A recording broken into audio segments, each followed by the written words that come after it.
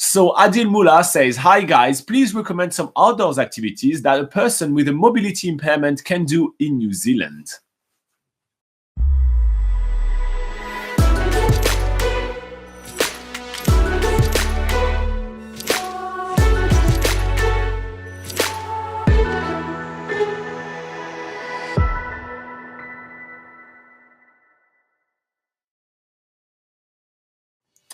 All right, so that's a really cool question. And actually, we did those articles on BackpackerGuide.NZ very early on, just because it is a question that we get quite regularly and something that is quite dear to our heart. So we actually do have an article called 10 activities that you can do with disabilities in New Zealand, which is quite interesting. And there's some really surprising ones. And actually, the number one on our list was the activity that probably surprised me the most, and it's skydiving. So believe it or not, you actually can skydive with certain type of disabilities. So you obviously have to contact your skydiving companies and ask them. They need to have some special kind of material, but some special quality equipment. But Laura, you have a story about that, right? Yeah, so my brother has a mobility impairment and he came to visit me in New Zealand and he did a skydive in Queenstown and it was absolutely epic. They do have some really like some skydive tandem masters that have been working in various skydiving companies around New Zealand for many years, so they're really highly experienced. And the best thing to do really for these sort of activities is to call ahead and say that you do have a mobility impairment, give them a little bit of details of what that might be. It might be that you need crutches or in a wheelchair or something, and they can basically assign you to the correct person who is going to skydive with you and be able to make that dream a reality. So that is definitely something that applies to all adventure activities in New Zealand. Just make sure that you call ahead and just explain the situation, and more often than not, they can actually accommodate you. They always kind of have a solution. Yeah, exactly. Did your brother like it? Yeah, it was. Yeah, he found it absolutely epic. Nice. Yeah, of course. All right, skydiving. Let's move on to some other activities that you can do with a disability in New Zealand. Yeah, another surprising one is bungee jumping, because this is they have a bit of a quote at AJ Hackett, which is like the main bungee jumping company in New Zealand, and they say that where is it? I saw it over here. But yeah, so you can be a big strong guy or a little wee girl or a paraplegic or a very old person. It's no problem to jump with all these people, because the thing about bungee is that it's from the shoulders up, so not from the shoulders down, so it's inside your head. And that's definitely the thing with bungee jumping. So yeah, bungee jumping is really more like if you have the will to actually throw yourself off a ledge or something like that. There are a few things that make this if you actually have back problems, they do suggest not to do it. That's the only thing. But if it is like just a different mobility problem, then again, make sure you let those guys know, and you might still be able to do it. But an alternative to bungee jumping, which is very popular in New Zealand now, are some of these big canyon swings. Yes. Which is very similar. You get that free fall experience, but it sort of ends with a big swing, and you're usually harnessed in a much different way, which is usually a lot better for if you do have mobility issues. So yeah, that's an alternative to bungee jumping if you can't bungee jump. All right, moving on a little bit faster. Jet boating, obviously, the good thing about jet boating is that you're sitting down and you're completely strapped onto your seat. So there are a few disabilities that, if it's a little bit too weak around the neck, that you won't be able to do a jet boating, but it's very limited, and jet boating is definitely a massive thrill. Like, disabilities or no disabilities, you're going to be mind blown by the jet boat. So it's definitely a cool one to do. And because you sit down, it's a pretty good one. Yeah, and probably one of the most accessible activities is parasailing. This is really good because you are harnessed.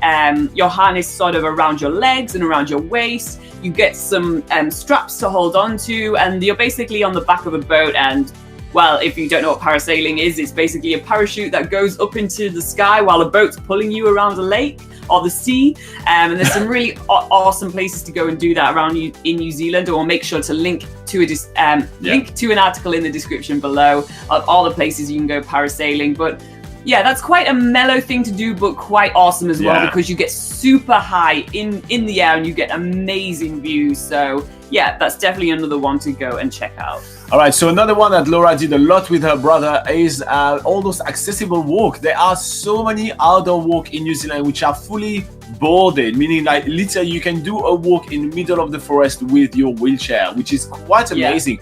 I mean, I've really rarely heard of literally wheelchair accessible forest walk. It just, you know, it doesn't go together, but there is really a lot of them. They're really well marked, so the Department of Conservation will actually tell you if it is a wheelchair accessible walk. There is a symbol, and there is actually quite a lot of them, and some of the most amazing ones are actually wheelchair accessible. I mean, one of the things I'm thinking of is when you go up all the way on the north of the country to Cape Reinga, there is a couple of walks there where you can actually go see the beautiful kauri trees, which are the largest tree in New Zealand. It's such an impressive forest, and they're fully boarded. They're very easy to do, and they're really awesome. And there is some on the south and the north end. I mean, there are plenty of them. Yeah. Did you mention that the walks have the like wheelchair symbol on them? Yeah. So there's a little bit of a logo that says, you'll recognize it. Yeah. Okay, so another one to do if you it's usually very dependent on if you are into skiing, but they do adaptive skiing in New Zealand. A lot of the ski fields do that, the big commercial ones, but again, this is the thing that you'll need to call ahead so they can get you the correct instructor and the correct equipment to do some adaptive skiing in New Zealand. So yeah, there's a company that does that called Adaptive Snow Sports New Zealand, for instance. So that's another option if you're into that. I know that's quite a very, that's a very specific activity to do, but yeah. All right, so the next one is whitewater rafting. Believe it or not, there is actually quite a lot of rivers in New Zealand which are easy enough for people with disabilities to be able to jump on the boat and go enjoy a whitewater rafting trip. So it's really a case-by-case kind of thing. So sometimes you will be on the boat, but you won't be the one paddling. Sometimes they would say, okay, you can do only that one trip, but you can do those two ones because the river is a little bit too hard. But there is plenty of options to get you on the water and do whitewater rafting, even with a disability. And knowing that whitewater rafting is my favorite activity to do in New Zealand, or one of my favorite activity, I should say, because there's so many amazing things to do, I think it's definitely worth it. Yeah. Another one are four-wheel drive tours. So this is where you get into a four-wheel drive vehicle with a guide and they take you to some really epic off-roading locations that otherwise you wouldn't be able to get to. And yeah, they might just... there's lots of different types of four-wheel drive tours. So there's ones which will take you through rivers or, in real muddy sort of terrain and stuff. But there's also some really awesome ones to take you to beautiful places around New Zealand. For instance, in Queenstown, there's ones to take you to Lord of the Rings locations, or in Mount Cook, there's a tour to take you up the Tasman Glacier Valley in a four-wheel drive vehicle. So there's really a lot of options around the country, and that's another really cool option, I think. Yeah, that's pretty awesome. Okay, another great outdoor activity to see, and it's at sea. It is going to see whales and dolphin. It's so awesome to do whale and dolphin watching, and basically you're just on the boat. Most of the boats have the correct equipment. They have usually a big flat viewing platform is at the front or at the back of the boat. And when the captain actually knows that some people won't be able to move around the boat to see everything, they make sure that they move the boat themselves so everybody get to see the whole show, which is absolutely awesome. It is not to be me. I mean, look at my smile right now. Just like going to see whales is so good. Yeah. I think a final one that we'll mention is fishing. Fishing is huge in New Zealand. There's hundreds of lakes, so many kilometers of rivers, and how many kilometers of coastline? Like 100 and I think it's 100 and 15,000 kilometers of coastline.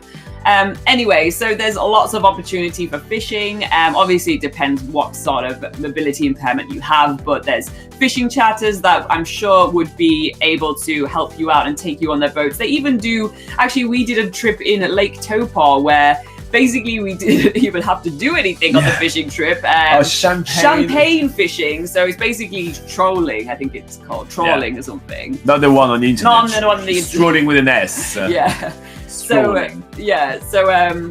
So basically there's a lot of equipment out there to help you out with the fishing. So definitely another awesome activity to do if you have a mobility impairment. All right. Okay, so that is basically 10 activities that we think is awesome to do outdoors in New Zealand, even with disabilities. And we do have a lot of information on BackpackerGuide.NZ. When we tell you guys that we cover every single stuff to do with traveling in New Zealand, this is true. So we have 2 articles. We have disability and backpacking in New Zealand, which is a full article explaining you a lot of things that you need to know and you need to be aware if you do plan to travel in New Zealand with disabilities. And we also have 10 activities that you can do with a disability in New Zealand, which are most of the activities that we mentioned right here, but with a little bit more information on each of those. So definitely worth checking those one out. And we put the link to those 2 articles in the description below. In the meantime, if you guys find us useful, make sure to like and subscribe. We're here every single week to answer all your questions. And now I'm going to go back to the live chat.